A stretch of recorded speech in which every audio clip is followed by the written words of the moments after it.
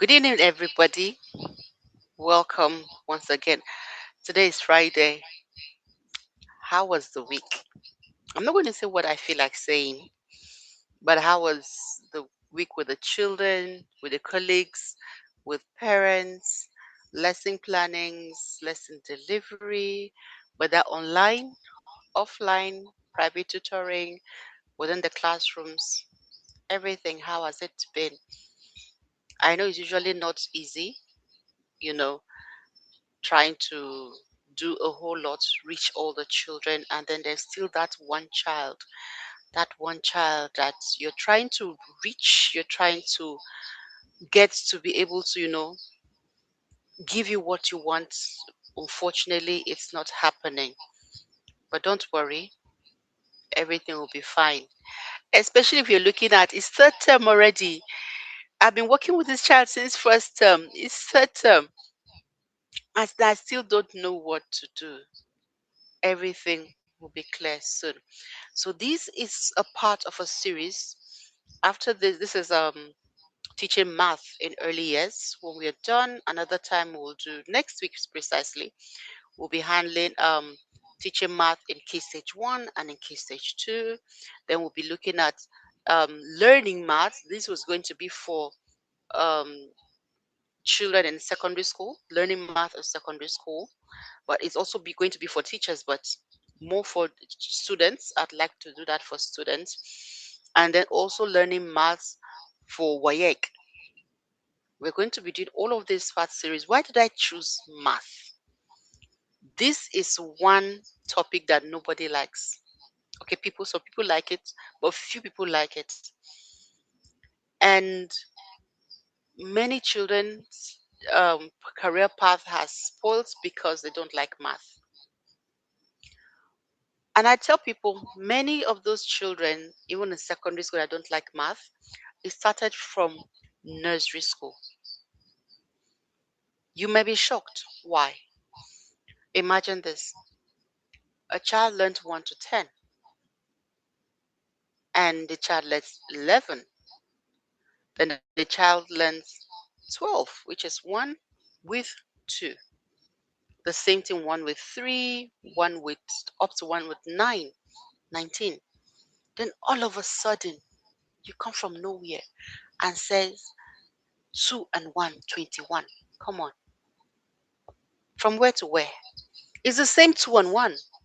Whether it's one in front or one behind, it doesn't matter.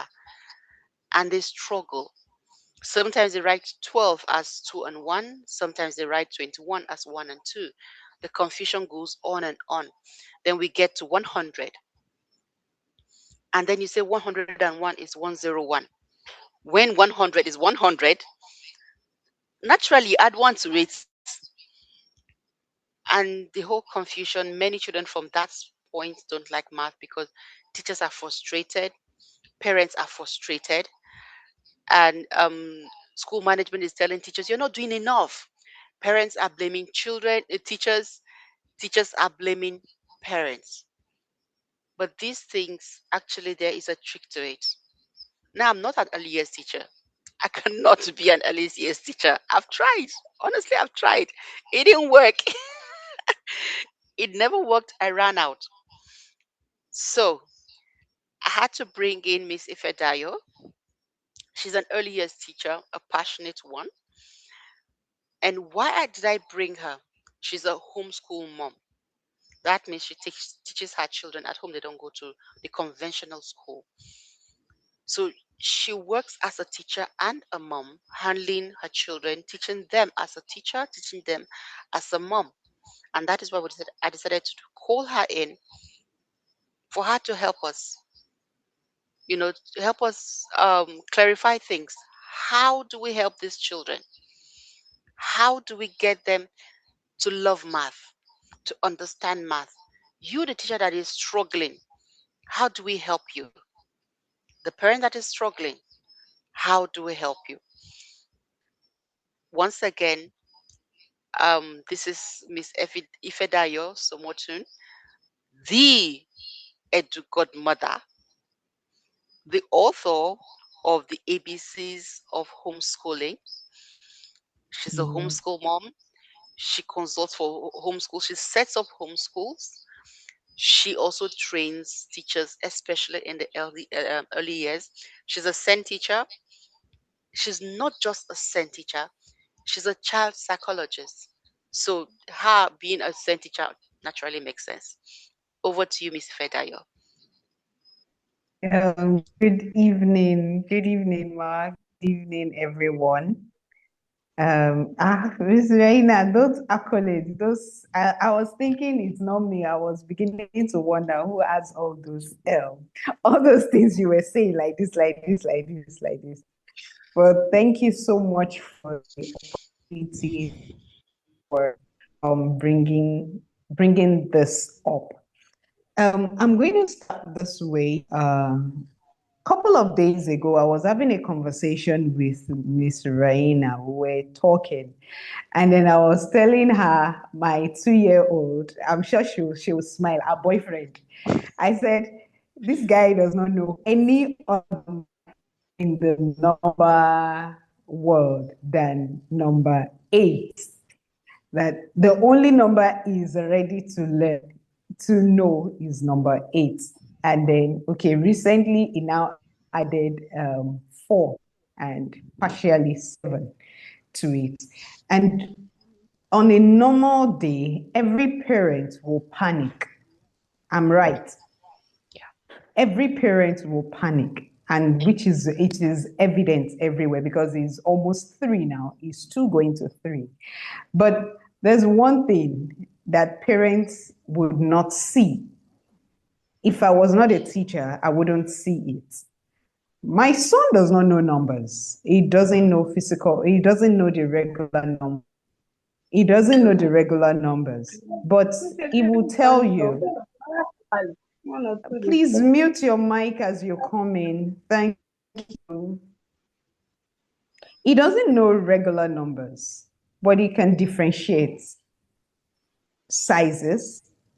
He can tell you measurements. He has a special awareness. He has the number sense. He knows something is more than the other. He knows when things are not, he knows, how do I put it now? He knows the numbers. He knows how to, please, few seconds. Yeah.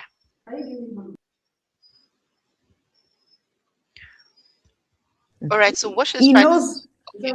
yeah, Go he on. knows how to put things together. He knows how to measure. That is what we call math.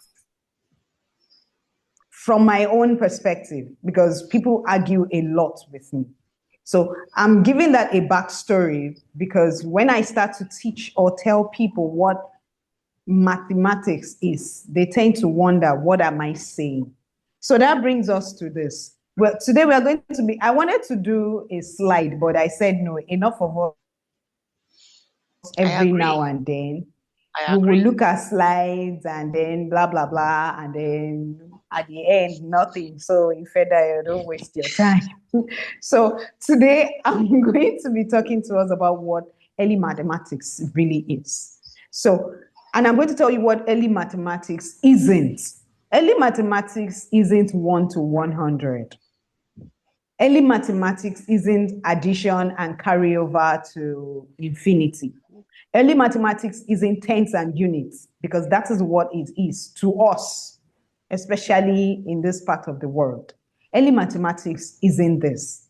Early mathematics is a child able to differentiate, able to tell, or a child who has developed their spatial awareness, a child who has developed problem solving, a child who has developed the skills of reasoning, a child who has developed logical thinking, a child who understands pattern, a child who understands measurement and comparison.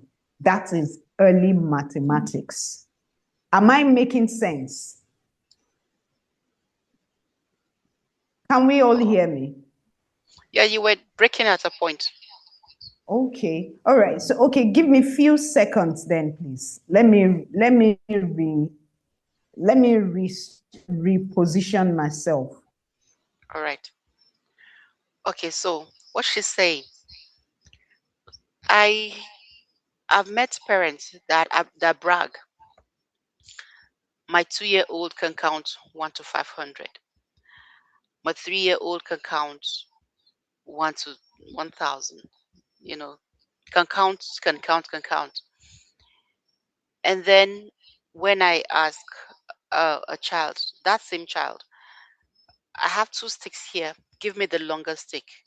The child is not able to give me the longer stick. That means the child doesn't know the measurement. And then I've asked somebody, okay, this child can count 1 to 300, identify the numbers. But if I give the child the 300 balls and say, out of the 300 balls, give me 50 balls, is that child able to count 50 balls? Can that child sort? Can that child differentiate between um, a rectangle and a triangle? That's what she's just trying to say. Many times we think math is just counting 1, 2, 3, 4 to 5, 1 to 1,000, or a 3-year-old can recite 3 times table. In my understanding, I'm not an early years teacher, but from what she's saying, I think this is what she's trying to say. Back to you, Miss Ifedayo. All right. Thank you. Thank you, Ma. Can you hear me very well now? I'm not breaking, Very right? clearly. Yes, All right. you're clear. Okay. Thank you very much, ma'am. All right. So I was trying to tell us what early math is. I said early math is a child developing the problem solving skill, a child able to compare, measure, understand patterns, they have the spatial awareness skill. They are able to reason and they are logical. That is, they are logical thinkers. That is what early years math is. Early years math is not my child must count 1 to 1 million. My child can count or can solve addition without looking at his book. The child that can solve addition, and when you ask the child, um, a day has 10 things and we need to make it 25. What do you think we should add? A lot of children who can solve math cannot do that, Yeah. especially in the early years. A lot of them cannot do that. Why? Because we are developing something way different from what they should be doing. So, how and why do children struggle with this in the first place? Because I struggled with math when I was younger. Even though I had a very good teacher in the primary school, but when it got to a point, I lost the teacher, and then the next one that came up was like teacher has to be a devil. Apologies to math teachers here, but that's what it is. They always act like principalities. And I ended up having one of them, that person. I can never forget him. And that's the same thing with a lot of people here. We all have that principalities as a math teacher. But the truth is, that is not the problem. As I came into teaching profession, I understood that the person is not the problem, but the methodology in the system is the problem, not the person teaching it. The person teaching it went through that rigor. So everyone believes that's how math is, and it begins from when children are young. And what is it? The first mistake is memorization. The first mistake every individual or encounter in school, starting from as young as age 1, is memorization. For every child in the preschool today, when they enter that class from age 2, the first thing every school does is to place the number chart on the board. And then every child begins to count 1, 2, 3, because we always believe that math begins with numbers. We always believe that math begins with routes counting 1 to whatever. But that is not it. Yes, math has numbers in it. But the first thing first, as a math teacher, to begin with it, is developing your children's number sense, not number counting. You develop their number sense. Like I said, I'll be using relatable experiences. I don't know. God has so blessed me that I have it. Like I said earlier, I said my son does not know any other number other than number 8. But he will tell you, I have 2 of them. This is more. This is plenty. This is small. He will tell you that. And you know the amazing thing? I will take him to the super mall and tell him, pick 5 stuffs. Let me say there's something he likes, kokoro. I say, pick 2 packs of kokoro. Pick 1. Pick 3. Pick 2 cones of milk. And he would pick them. This same boy cannot recognize 1, 2, 3, 4, 5, 6, whatever. But he would pick them. Why? Because the first thing we are developing is his number sense. And I can tell you that by the time he picks up numbers, I will just be thinking, when did he learn it? Yeah. But we have started to develop that. So this is, so you can say, oh, it's because it's at home. You can do that in school, in the classroom also. How do you do this in the classroom? When you bring in your children, instead of putting the numbers on the board to count, your children work with crayon, they work with pencils, they work with chairs, they work with table. Count your tables round in the classroom. Count the chairs. Even during your school time, count the numbers of children. This has helped your children associate numbers with objects, numbers with things. So by the time you are doing your real number works, you don't have to put so much pressure.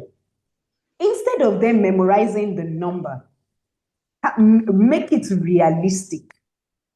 Count pencils, count. There are plenty things you can count. Go around in the school compound, count the trees, count cars, count everything. You are helping them to build their numbers. You are helping them to understand what number means. That is what we call number sense. You are helping them. During break, during snack time, you make it somebody's business, one of them's business, to give everyone their snack. Oh, you are raising up your hand, ma'am. Yes, ma'am. I want to ask a question. So Okay, you said the ma'am. first thing, let's not put up the display number charts up on the Yes. walls.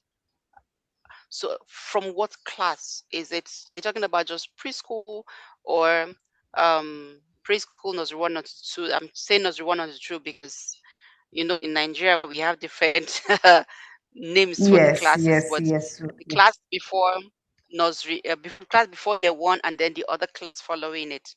So like the 3 classes for H2, H3, H4, I think. Yes. So at what point do they start putting up the charts, number charts on the board? At what point do they start learning to count and do the recitation, if at all? At what points do they start all of this? Okay, so putting up the number charts for me, okay, let me not say for me. Generally, the thing is, because we always have misplaced priorities, we can actually put a number charts there because there are some children that peaks by just seeing, not making it a point of duty that this is the only thing we have to do. Okay. The Okay. charts can be there, but not that when they come in the morning, a 2-year-old or an 18-year-old boy is standing in front of numbers and counting 18 months. with a cane. Yes, ma, 18 months. They are there. And counting with a cane. That's not, it can be on the charts, it can be on the board. Putting them to see and start to count. Some children pick learning, they pick up just by seeing. Yes. So it can be there. But when you talk about the thing is that I always actually ask that what are we actually teaching these early years? So, because I don't call it teaching. Because I don't call it teaching because I don't see the thing that, like I was saying, I'm actually using my 2-year-old to do some experiments. I just bless God. Let me not say. I'm using him as an experiment where I make sure I prepare the environment for him. Things are ready. I want to see how learning occurs. And learning is really, the funny thing is, his pace is faster than the children who I sat to teach rather. His pace, he cannot count numbers, but what he do and what he does is higher.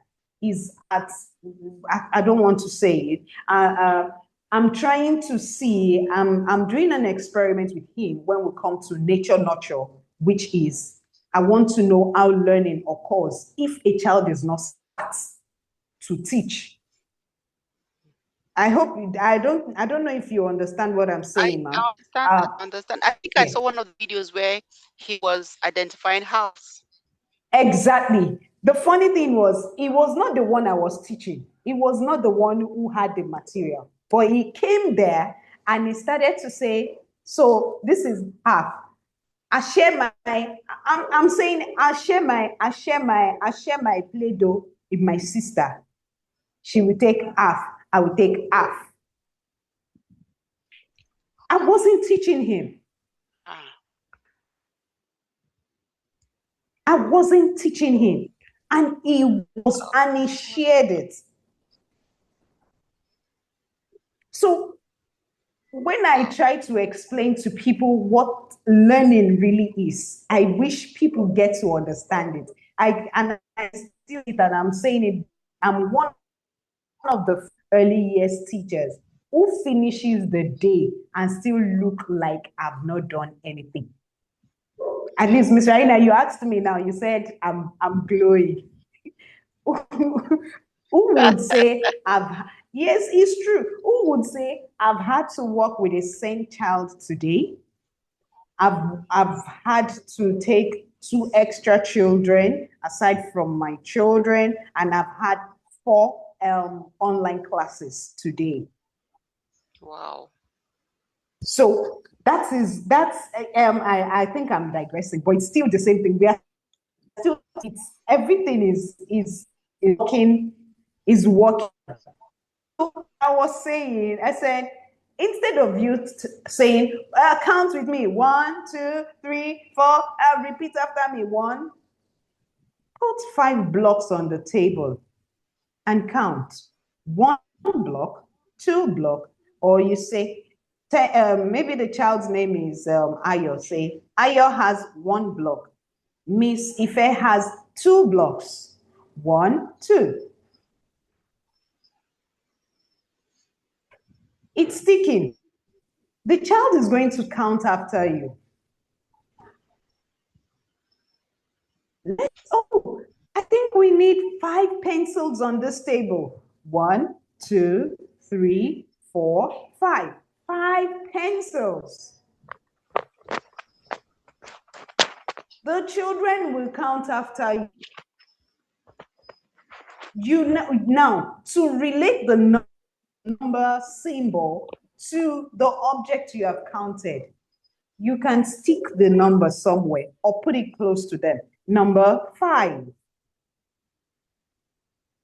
But once a child can count, and when they develop to a certain age, you don't need to struggle to teach them the numbers. Whoa, electricity just went off. Whoops. Sorry. So you don't need to shout. You don't need to hammer it. Say, start to count. Count 1, count 2, count 3. When you relate with the numbers, you get to have a perfect learning. Let your children count real objects.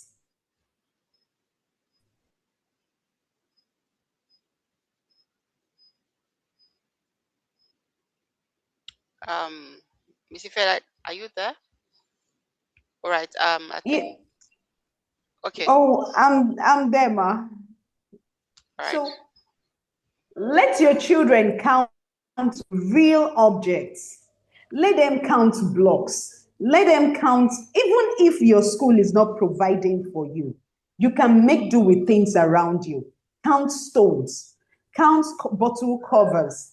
Go outside, pick dry leaves and count dry leaves. Pick sticks and count sticks. Use their snacks, bring out their snacks from their bag and count it. It is a lot relatable. It is a lot relatable to learning for your children, shouting the numbers on the screen, than just shouting the numbers on the board, than just shouting the numbers on the chat. So teaching your children numbers does not have to be the kind of hard work we put it to be. You can make it easy for yourself. Even if you don't have anything to count with, use them to count. Use the children in your classroom to count. Let's assume you can't find anything outside. Use the children. If you cannot use the children, use the classrooms. Bring them outside and count all the classrooms on your line. It will stick better than sitting down and making math look frustrating, because that is where frustration comes from. And this is the baseline, the foundation where children begin to disconnect from mathematics. You want All right, to teach them? may I ask a Yes, question? ma'am. All right, Okay, ma'am. but before I go on, let me read Mr. Georginia said, this is taught really lacking in many traditional schools, ability to relate math to the real world. I agree. Now, but my own question, I've seen teaching where for the same 2-year-olds, that's the pre-nursery, the children are required to count 1 to 50, I think. Yes, 1 to 50. However, that's the rote counting, the memorization. But they also mix it with real life, that's counting. They learn the number 5, count 5 objects, go around to be able to count and identify 5 objects. Is that all right for that age? As Oh, they learn the numbers 1 to 50. I think 1 to 50 by the end of that for the entire year. And then but they start learning to count identification. Identify the number 5, count 5 objects. Identify the number 6, count 6 objects. For that class, is it all right? for me, it is voluminous. It is not all right. There's A child that can count and identify numbers might not be able to do any other thing aside from counting. There are 1001 things to do with numbers other than counting and identification. Okay. Can your child subitize? Can your child subitize numbers? Excuse me, that's big English. What is subitize again? Sorry. Okay, ma. Okay. Can they? Okay. Let me say. Can a child who knows 1 to 50, can they? Can they put? Can I put some quantities of numbers somewhere, and they are able to tell me how many it is without counting? Hmm. Hmm. That Can is they estimation. relate? Can they relate?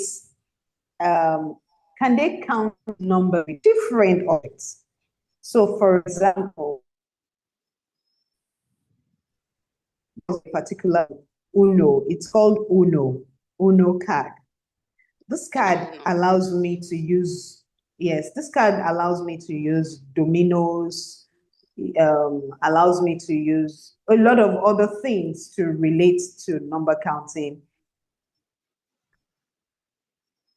Okay.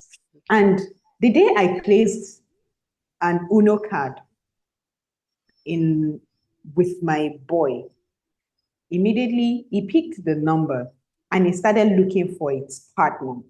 And he was looking for, oh, there's another one, there's this, there's that. What is the reasoning behind it? In the card work in different manners with others, and he wanted to do the same. He can do the quantification to tell you this number and this number has the same quantity. A child that can count 1 to 50 will not be able to do that because the only thing we are mastering is counting. And there are other skills, patterns, logical thinking. Mm-hmm. Can this child understand that 5 things cannot fit into the same thing as 8 things? Mm-hmm. Mm-hmm. It's not just about because when That's we look at measurement. yeah, when we look at what math is all about in the early years, especially in Nigeria, the only thing math is all about in Nigeria is counting, addition, and subtraction. No, we have division and multiplication. Okay, let's add it, division and multiplication. But the thing is, okay, let me use an example. My 5-year-old, Joe, we started addition way back. But we never left the addition and subtraction. We never left between the numbers of 1 to 15. We have not gone beyond that. She is 5, 1 to 15. Then I saw a multiplication book, no, and one addition book somewhere in the bookshop, Schofields and Sims, and I said, let me get it. I think it was for year 2 or thereabouts. And I brought it home and I said, let me try her. The funny thing was that the question there was addition with grouping, and she solved it. When she added 5 plus 6, it gave her 11 units. And then she got down there where she wanted to write her answer. She said, I cannot write 11 here because this is units. I would write 1, then I would take 1. And I said, where would you keep the 1? She said, because this is 10. I will add the 1 to the 10. I never taught her. Wow.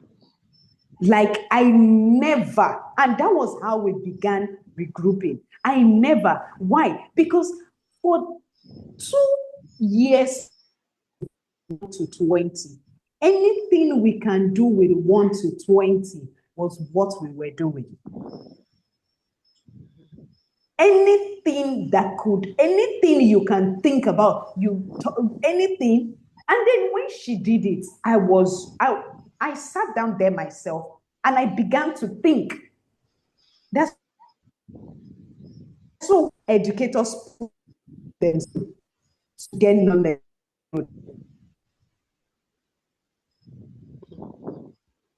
So there are lots of things to do. In your 1 to 10, you will subitize, you will estimate, you will pattern numbers, you will do your tenths and units, you will, lots of things to do. But we always think when we sit children down on 1 to 10, we are slowing them down. We are not slowing them down. We are not at all. We are building the skill they would use for the other lessons. In your 1 to 10 or 1 to 20, you can still achieve your counting in twos, achieve your counting in fives, achieve your division, achieve your multiplication, but do it in a way that is relatable. Make learning real to your children. They are sharing things. We had fraction class few days ago. And the way we did the fraction was for us to use Edo to share amongst ourselves. We were even fighting over it. In their mind, they were playing. In their mind, they were playing. But by the time we did half, quarter, when we got to 3/4, 1/5, the girl did it by herself.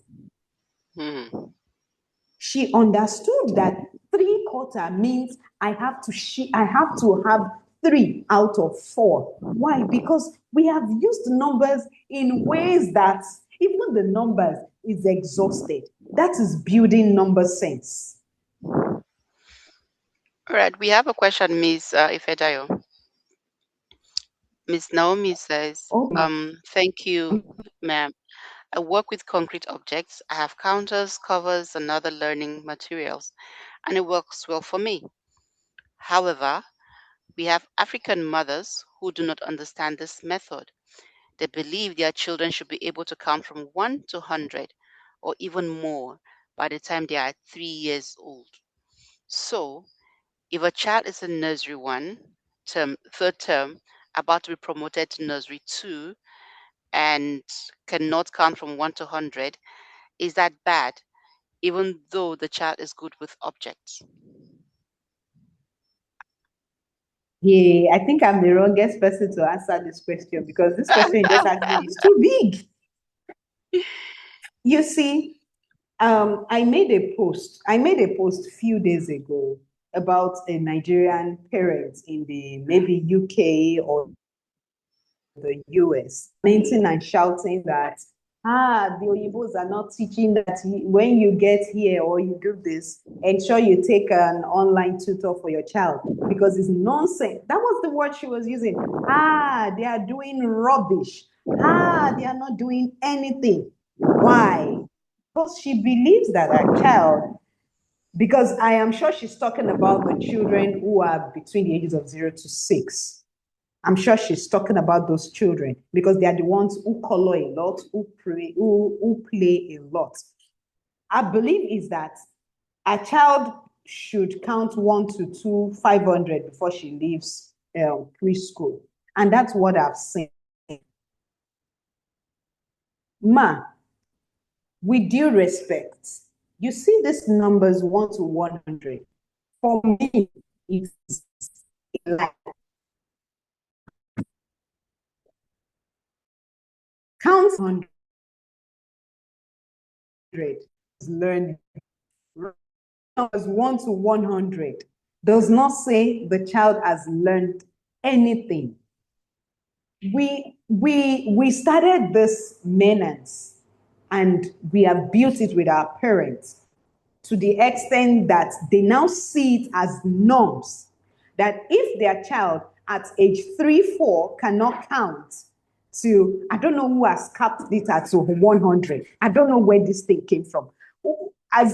Who cannot count to 100 at age 3, that child is almost a failure. That child needs extra prayers. Let's be sincere with ourselves and let's go by the curriculum. Even in Nigeria, if you have the Nigerian curriculum, you will see it yourself. The counting 1 to 100 is in primary 1 in the Nigerian curriculum. So in primary, it is expected of your children between the ages of 0 to 6 to prepare themselves for the work they are coming to do. So that your child cannot count 1 to 100, is it bad? That the child is counting 1 to 100 is bad. Quote me anywhere. That the child is counting 1 to 100 is even, I will say what I always say. I say it is child abuse. Because 1, you are overstimulating your child's brain. The truth is, your children have nothing in their head. And I will give you an example. 2 Saturdays ago, I had a play, a children's day at my center. I had children's day at my center. And what was my motive? My motive was to bring the children, both the children in my center and children around me together to have fun, to play. Like, they did not come to do anything other than to play. And I could hear a 12-year-old telling my children that the last time I ever did this was about 8 years ago. Like, you need to see them, 9-year-olds, playing with sand. Jumping. Why? To the extent that some of them were wailing.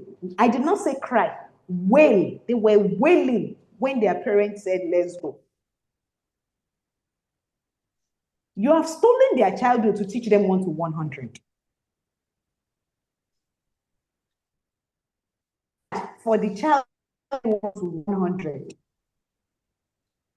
But the problem is, I don't know who made it. So most parents believe that their children has to learn 1 to 100, and they are not supposed to. My children, my daughter that does not know that we've not gone beyond one, she herself took herself to 100. I didn't even know when she got there, and I followed suit. I didn't know when she got to 100. And the day she went beyond 100, we were in church. And she said, 100, 100 and 101. She said it by herself. That was how she said 100 and 101. And I said, what are you counting? She said, after 100, there's still other numbers. I said, yes. And she figured it out by herself. In church, it was not as if we were learning. And that was how she extended. And I told her, oh, yes, it's 101. And that was how she started counting. I didn't teach her to count. So the stress we put ourselves through will one day, let me not talk too much, because it's as if I'm already talking too much. I don't know if I've answered your question, but it is haram to count to 100 for a 3-year-old. Yes, I know. It's right from the table. I have something to say. It is not normal for a child to count to 100, because the truth is there's nothing they want to do with 100. So is it bad that if that child was to be my child, I would give the child a trophy?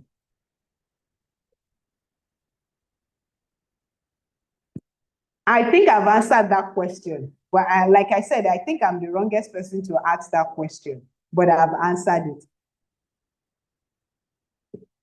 Miss Raina,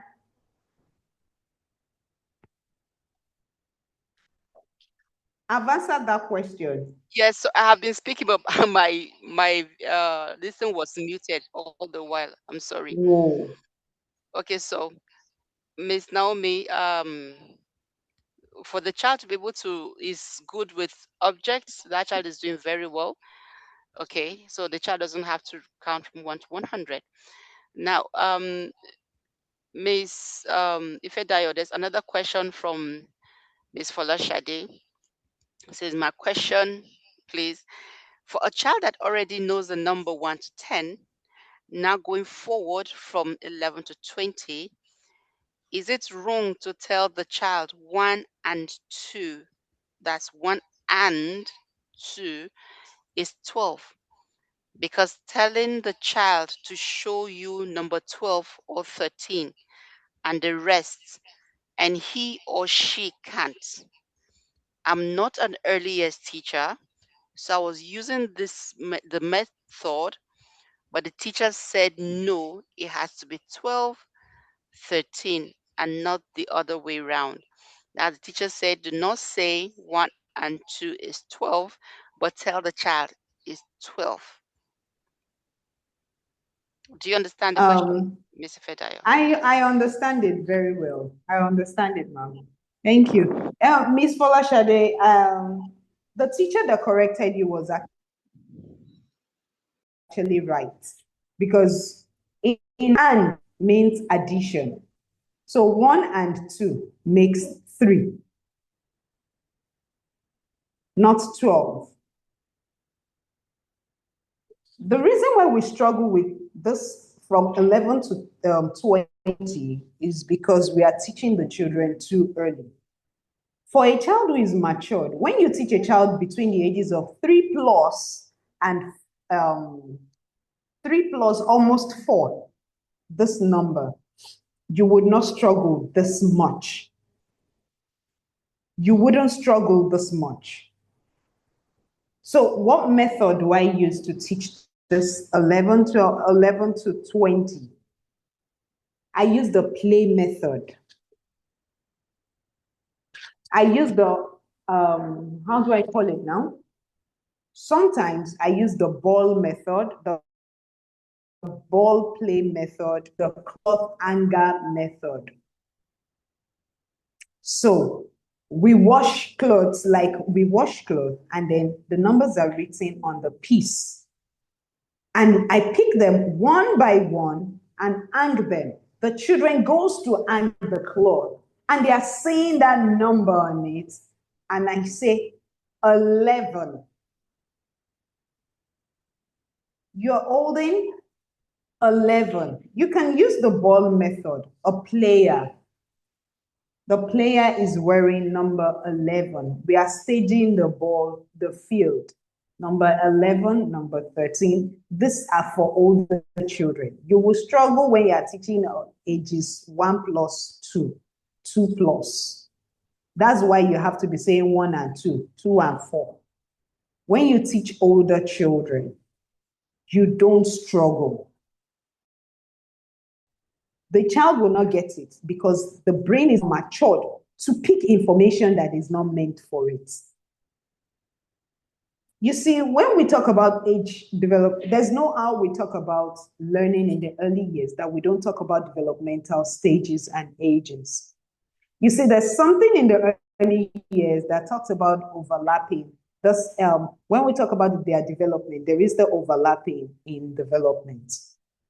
A child who is between the ages of 18 months, let me know for this number. A child who is between the ages of 24 months and 48 has a limit to what their brain can assimilate. At this point, when you teach them things, because 11, 12 to 20 looks abstract. It looks abstract. And at that time, their brain is not fashioned to deal with things that looks complex and is abstract. because the part of their brain that deals with logic, that deals with numbers, has not yet developed fully to that extent. So what we do right now is that we force it to develop, and then things begin to work. It begins to cause confusion. So at the time when the child is between 36 months and above, and you tell the child, or you display, you do things that brings about 11 or this thing, the child picks, because at that time they are ready for information. So the teacher that's 1 and 2 is very correct. It is 11, 12. The formation is there. They see it and they are able to recognize it. Their brain picks it and they are able to connect the word to the numbers. I hope I've answered that question. You're muted, ma'am. I don't know why I keep doing that. I'm sorry. All right. Thank you, Ms. Ifedayo. Ms. Folashade, let me add something. Now, when you say 1 and 2, you are adding. I had 1 pen and someone gave me 2 pens. That makes 3. So when you're using the word and for by the time they start adding, the and means addition. That is why the teacher told you do not use that method. They should be able to look at the number, identify it, say the name, know how to count it before they can move on. Okay. Now, Miss Ifedayo, our time is going very fast. It's already an hour into this. So I'm going to thank you, Miss Folashade. She said she understood. I'm going to ask, how about the children in nursery 2? Those going to grade 1, year 1. What numbers should they be able to count up to? Yes. How should math be handled in that class? Yes. Thank you, ma'am. For the children going to, for the children in the class preceding the key stage 1, this stage is where the children are being prepared for the task ahead.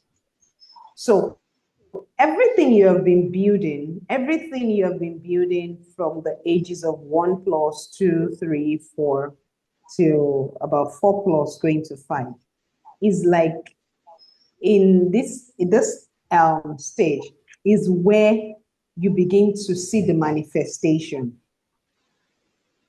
Is where how do I want to put it now? Is where those children are ready for learning. At that time, ma'am, if Yes. you develop the other stages well, if you develop them well, you will be surprised at how well they will do things at this stage. Like I said, when I was saying it earlier, I said I didn't teach my daughter how to write to 100. I just saw that she wrote it. She started writing it by herself. Why? Because we had prepared her earlier. We had prepared everything had been prepared. So when it was time, what do I do? Okay, I say the first time she did it, I said write 1 to 20, and then she said I can write to 40. I said from where? Who taught you?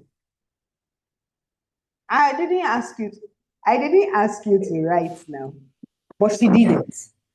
Why? She was not compelled to, but she prepared.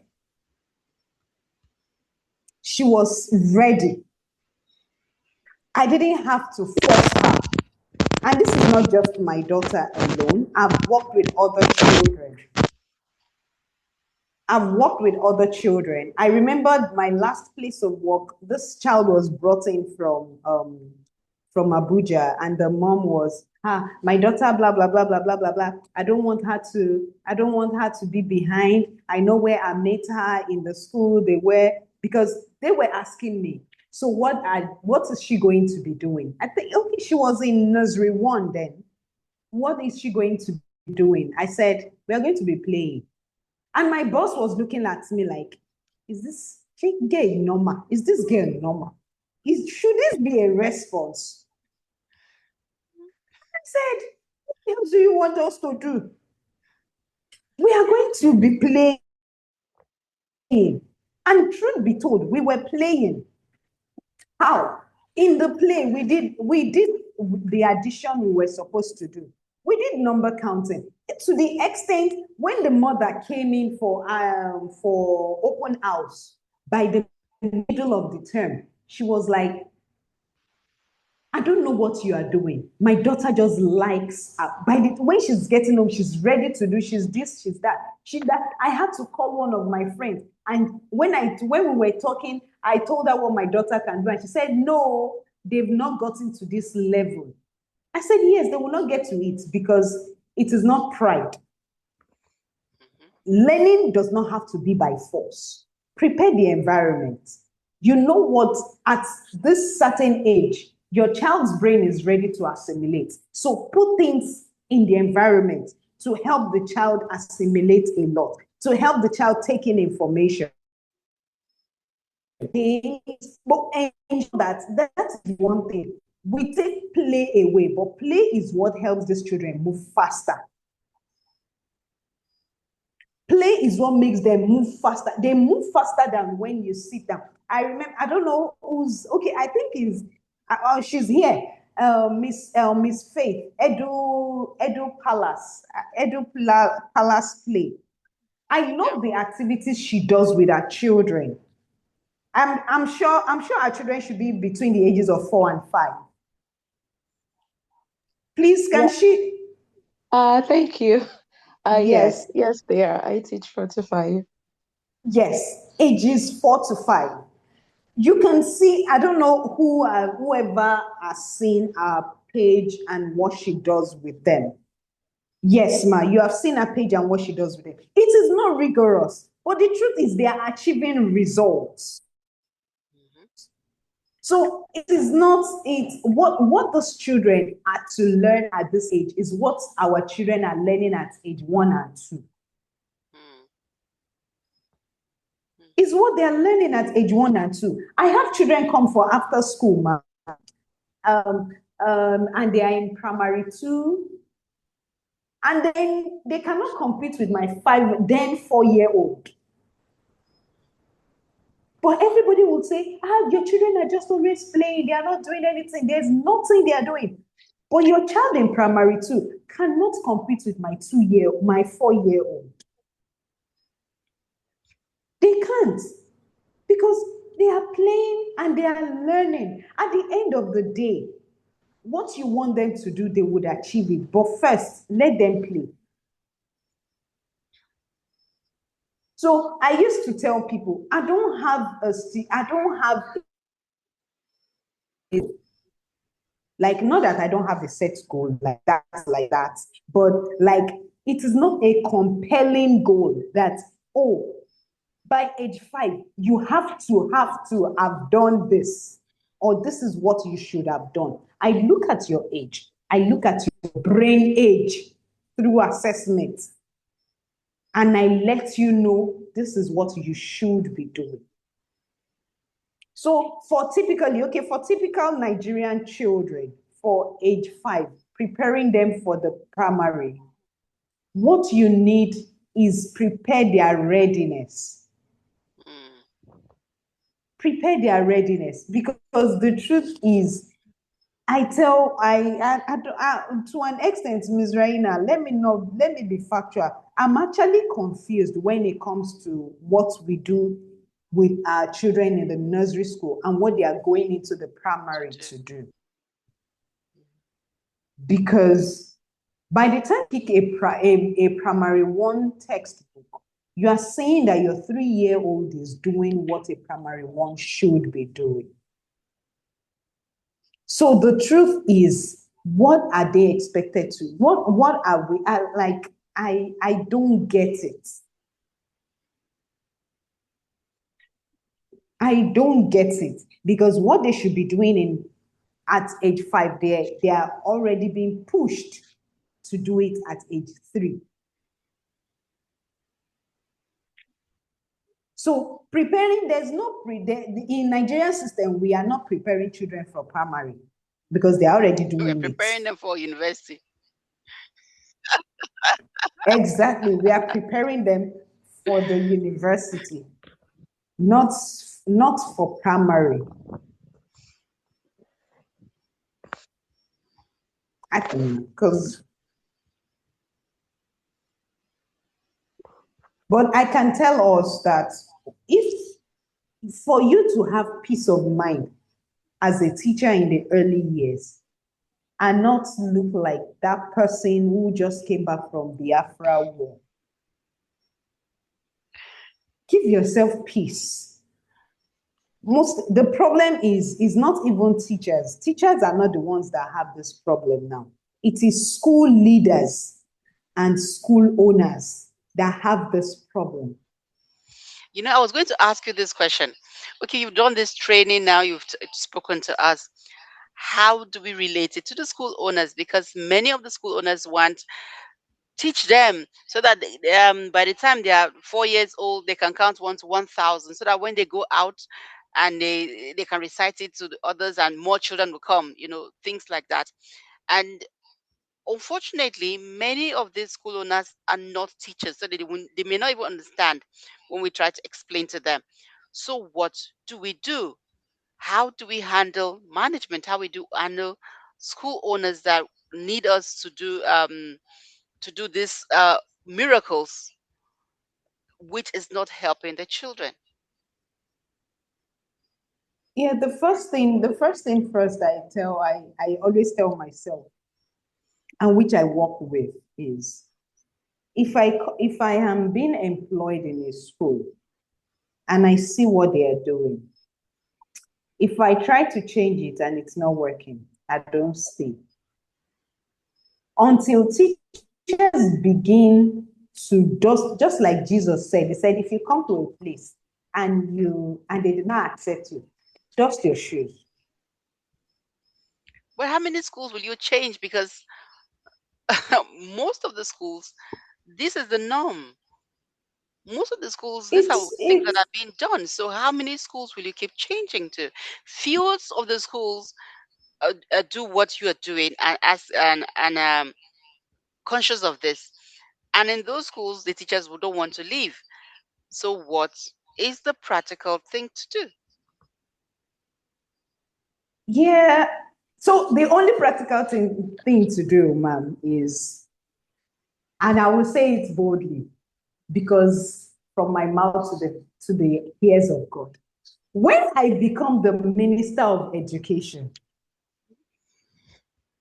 I am boldly going to scrap a lot of schools. I do not care. I'm saying it so that teachers will hear. I do not care if you are going to lose your job. You are going to lose your job for a better one, but that is the truth. Until we refuse to allow a lot of schools come up, this is always going to happen. True. And then it's going to also begin from what we are being taught in, not College of Education, because if what we are taught in the College of Education is it, then the curriculum will carry it.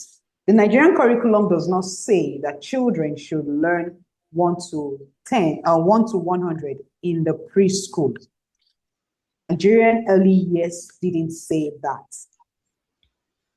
Nigerian early years didn't say that. So schools fashioned this by themselves. Okay, so what do you think about you go to a school first thing every morning, the children first start counting one, two, three. Before any learning takes place, they have to sing that. Some schools, okay, I think that's for different class. That's for the webinar for next week for the key stage one. But for this one, I have heard it and it's irritating to my ears. I've spoken to several schools about this. First thing in the morning, one, two, they sing up till whatever number the teacher wants. What do you think about it? Is it okay? Is it just me that it's sounding somehow too, or is it the norm? And I think I shouldn't just ask. It's not normal. Okay, okay, It's not okay. normal. It's not normal. Teachers can hear me and I'm saying it all her. It is not normal. It is absurd. Okay. Pardon And me. Let me stop you for now and ask somebody else. Because we might not understand. Oh, Miss Ursula has left.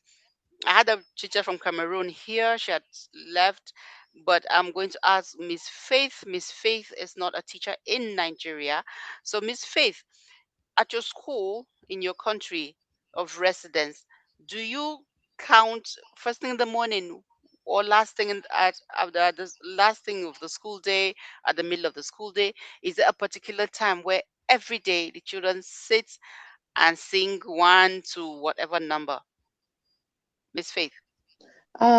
Okay. So what happens in my school? I currently teach in Morocco, but it's a British school. In the morning, we have what we call form time, where so I related to when I was teaching back in Nigeria, and it's like morning drill when they do counting and all of that. But here we don't do that. It's just a way to, it's a period to just get together with the children, joke, tell stories. Oh, what did you do when you get home yesterday? Just have them talk about everything that they have. So we don't actually do the counting. We have the numbers out for the children to be God able to bless count you. when they want to and just for visual recognition. But we don't do the come together and let's count. No, what we have instead is provisions, like continuous provisions. So we set up the classroom and the children get to lead their learning, get to explore. So we just set up the classroom in a way that if the focus is on a particular number or a particular group of numbers, then that is what we have out there for provision in terms of the numicons and the manipulatives and everything, and the numbers as well. So they lead their learning. They just go through, they interact, the role play, and eventually, when you just get to put numbers on the board, 1 to 50, you'll be surprised that the children are counting on their own without you having to sit them together to say 1, 2, 3. So we don't have that here. So that's not. We just use lots of continuous provision for them. Thank you, Miss Faith. Now, You're um, welcome. Miss Ifeda, I'm sorry I had to cut you to get this. Now, when you say this to lots of Nigerian teachers, they're looking at you like it's not normal, blah blah blah blah blah. Even the Oyibo children, things like that. So I had to ask Miss Faith. I wish Miss Ursula is here. Miss Ursula, I said earlier, she's a teacher in Cameroon. She's going to come up also subsequently for math, also for another stage. But I needed her to. I thought she'd be here so that she can also give her own point of view. So you see that what Miss Ifedayo is not saying something from the moon. It's something that can be done. It is done in other parts of the world. We can adopt it. The only challenge we're going to have is school owners. However, when they prosecute you and say all sorts of things, ensure that you do these things the way it should be done and bring home results. This has happened to me before, but I was teaching primary one, a year one class, and when we are doing the webinar for that one, I will share the story for that for dear. Uh, um, and when I did it, it didn't make sense, but by the time I did it and there was results, you see that it was solid. So what we should be looking at is being results driven. Always think of quality, not quantity. Always quality, not quantity. The quality of learning, not the amount of learning. So I've taken Mr. Fedayo's time. Mr. Fedayo, please over to Oh you. no, no, But no, we should no. start to round up. Does anybody have Yes, any yes, we other are. question so that Miss Ifedayo can continue and round up from there? Does anyone have any question? Okay, no question. Miss Ifedayo, go on. All right. Okay.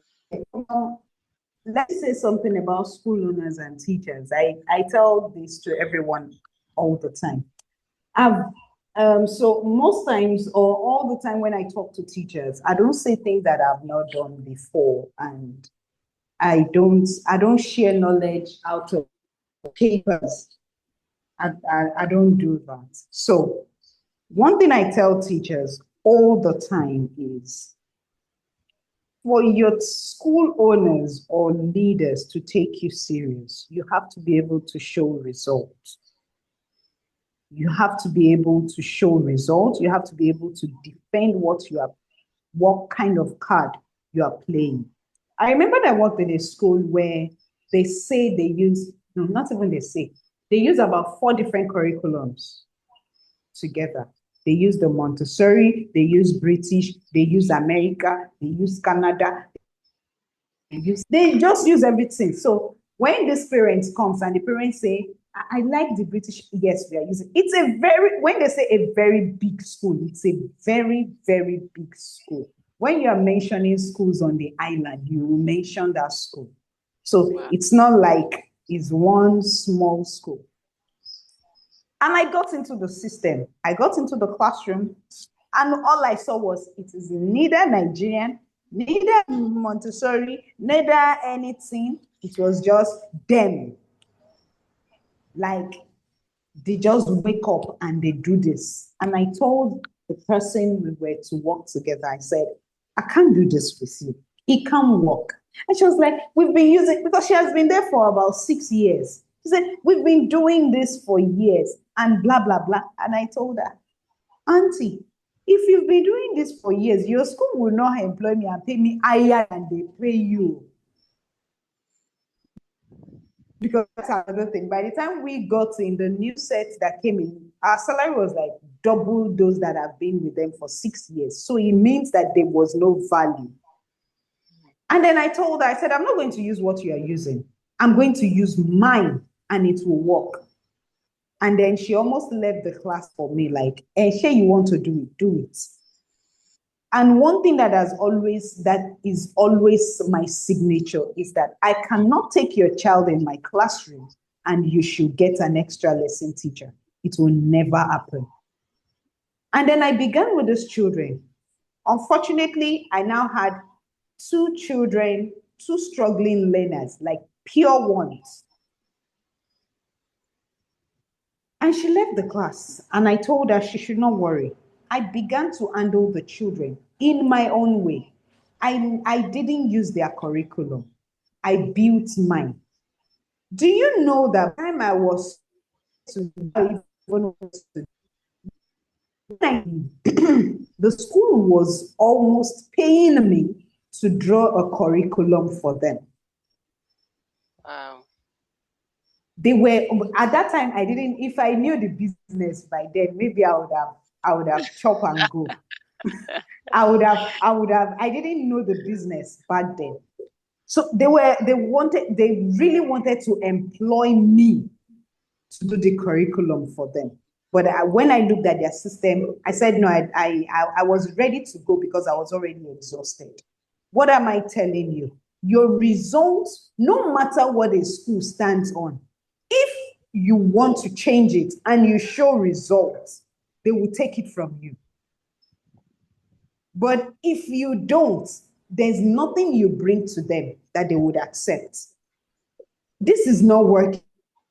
Okay, show us proof that it's not working and show us what to do that will make it work. It is not working, yes, but show us proof.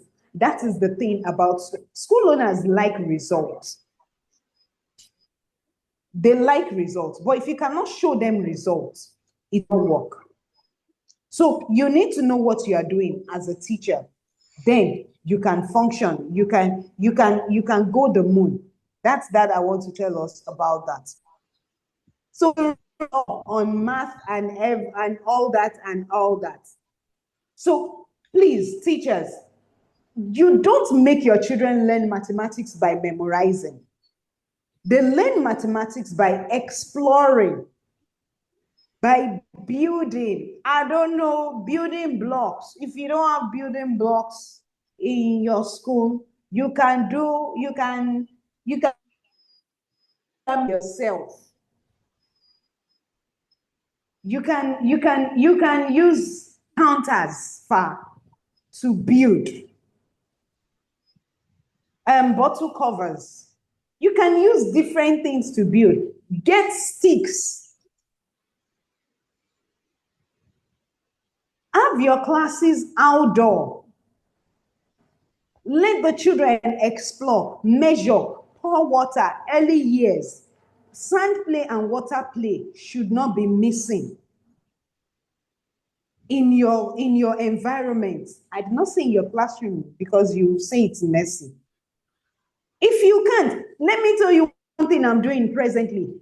For the past 2 weeks, I've been gathering eggshells. When I break egg, I'll keep the eggshells. My husband one day had to say, come, don't let them be thinking we are babalawos in this house because I don't know what you are doing with eggshells. I have an activity that cuts across math, art and craft, and science that I want to use the eggshells for, most especially math. I've been gathering eggshells. And I have a way I allow them break the egg. These are things from my kitchen. Sticks, your pegs in your house, you can take them to your classroom and use it and return it back to your house. Small cup of rice and beans. These things, they are things you can pick out from your environment. You don't need too much. You don't need to wait for the school to give you these resources. Develop them by yourselves. Because early years children needs all these things to play with. Teach them law. Teaching math in early years does not need memorization. Please, I repeat it. It is not just about number counting. There are lots of things to do. Lots of things. You can count your teachers. Lots of things they can do, please. I think Miss Raina, if we can do it again, please. If early years teachers are ready, I wish this was a physical class. Okay, so I will see how we can schedule it maybe towards the holiday because I already have some speakers down that are ready for the next couple of weeks. So Yeah. yeah, so we'll just maybe during the holidays I will find time. I'll look at my calendar, check yours, we check with you, and then especially I would like that to be at the holidays or just in September so that they resume with that mindset. Okay. Yes, okay. Okay, ma'am. All right. Miss Faith, I might team you up with Miss Ifedayo on this one. So let me see how it goes, and then I'll let you know that we can work on it. I would really like both vibes from both places, so you both of you can work in tandem. I don't know. We'll work. We'll talk in the bedroom. You know what I mean? It Yeah. would be my pleasure. It's a it's an opportunity. Should I say opportunity? No, it's a blessing for me having a community of teachers. For those that are not having a community of teachers to fall back to, you need to think about it again. I have a community of teachers, several, but the one that I deep into, my LinkedIn for teachers, is a we came together for visibility, but I don't like speakers on my shows. Let's just say that I have people to reach out to, and they also in turn reach out to each other. That's the beauty of community. So for now, we're going to say thank you to Miss Ifedayo for this session. It's been beautiful. It's I've been jotting, and it's just that I'm not going to open a school, so I'm not going to use it, and my children are way past that age. But as a consultant, it's something that I've learned, so I can pass on the message to other early years educators. Thank you once more for availing yourself. Everyone that was part, those of you that have been able to stay to this point, thank you very much. I see you, Miss Faith, Miss Shike, Miss Fisayo, Miss Yetunde, Miss Folashade, and the one that has her phone registered. I don't know your name. Your name is not visible. Thank you so much for staying to this time. Next week, there's another one for Key Stage 1. It will come out. I'm going to share the flyer soon. Please tell others to tell others to tell others. These are free. It's like a CPD. It's a free training, no certificate, but something new you will learn. Share with your colleagues so that you will not be stingy. um by tomorrow, the link for the video will be out. It's recorded, so it will be put up on YouTube very soon, by tomorrow. Thank you, Miss Folashade is saying thank you so much. You can unmute and say thank you and bye bye, and then we go. Thank you. Thank you. Thank you so much, Ron. Thank you for the opportunity. Thank you, Ron. Thank you so much, ma, and thank you, Mrs. Ifedayo, for your time. Thank you. Thank you. Thank Thank you. you so much. Thank God bless. you. Thank you It was all. such an Bye. insightful session. Thank you so much. Bye. Thank Bye. Thank you you. so much.